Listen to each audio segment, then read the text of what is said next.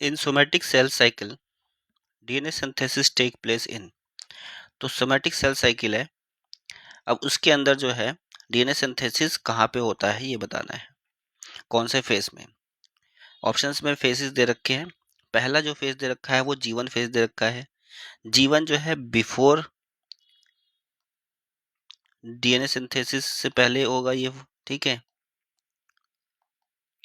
इसके पहले की स्टेज होती है वो डीएनए सिंथेसिस, इस वाली स्टेज में नहीं होता है। सेल्स जो है बस ग्रोथ कर रहा होता है, सेल की ग्रोथ होती है ताकि सेल इतना बड़ा हो जाए और सारी की सारी जो है प्रोटीन्स वो सारी बन जाए जो जिसकी ज़रूरत है डीएनए सिंथेसिस करने के लिए।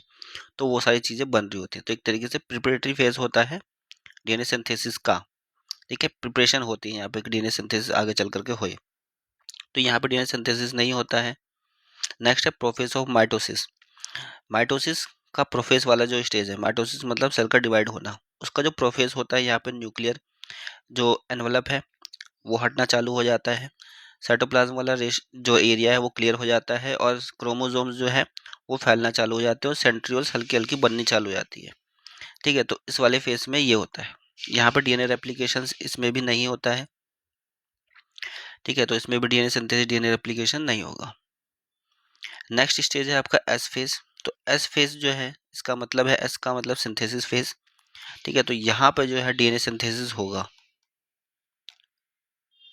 तो राइट आंसर हमारा कौन सा हो गया? राइट आंसर हमारा हो गया सी। और G2 फेज जो है डीएनए सिंथेसिस के बाद में आता है G2 फेज।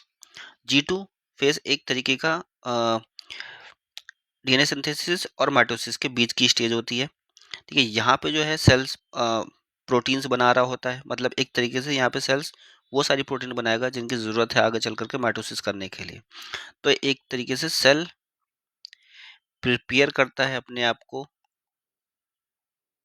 किसके लिए? माइटोसिस के लिए। तो यहाँ पे भी डीएनए सिंथेसिस नहीं होता है, होता कहाँ पर है?